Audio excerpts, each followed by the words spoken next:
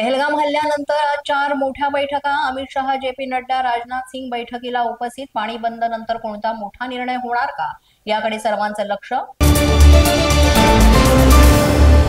पाकिस्तानच्या माहिती प्रसारण मंत्र्यांची मध्यरात्री पत्रकार परिषद. पुढच्या 24 ते 36 तासांमध्ये भारत हल्ला करू शकतो, अत्ताउल्ला तरारचा मोठा दावा. पहलगाम मधील हल्ल्यात लष्कर-ए-तैयबाचा टॉप कमांडर फारुक अहमदचा सहभाग उघड. फारुक अहमद सध्या पीओके मध्ये लपल्याची एनआय सूत्रांची माहिती.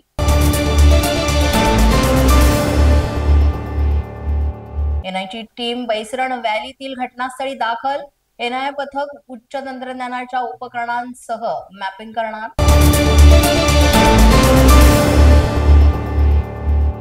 झाडांमागून 2 दहशतवादी आले. एंट्री एक्झिट पॉइंटवर 7 जणांची हत्या. पहलगाम हल्ल्या प्रकरणी एनआय तपासात माहिती. हल्ल्या प्रकरणी आतापर्यंत 100 पेक्षा जास्त स्थानिकांची चौकशी.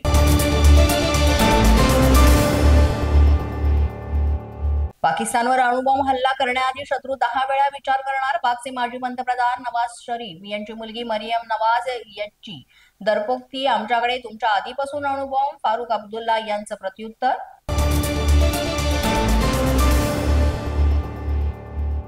एलओसीवर पाकिस्तानकडून खुरापती सुरूच. पाककडून आंतरराष्ट्रीय सीमेवर युद्धबंदीचं उल्लंघन. जम्मू काश्मीर पागवाल सेक्टरमध्ये आंतरराष्ट्रीय सीमेवर गोळीबार.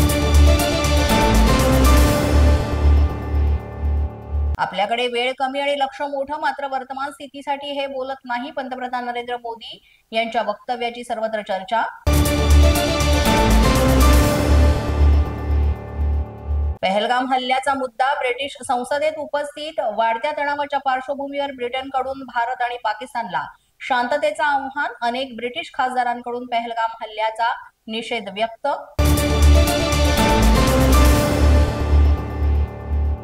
हल्ल्याला 24 तासात उत्तर दिलं पाहिजे होतं. हल्ल्यानंतर गृह खात्यावर कारवाई व्हायला हवी होती. आम्ही सरकारच्या पाठीशी, मात्र त्यांच्या चुकांच्या पाठीशी नाही. संजय राऊत यांची टीका.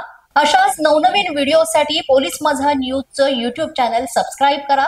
तसंच आमचं फेसबुक, इंस्टाग्राम आणि ट्विटर अकाउंट फॉलो करा. अधिक माहितीसाठी आमच्या www.polismazhanews.com या वेबसाईटला भेट द्या. पाहत रहा पोलीस माझा न्यूज.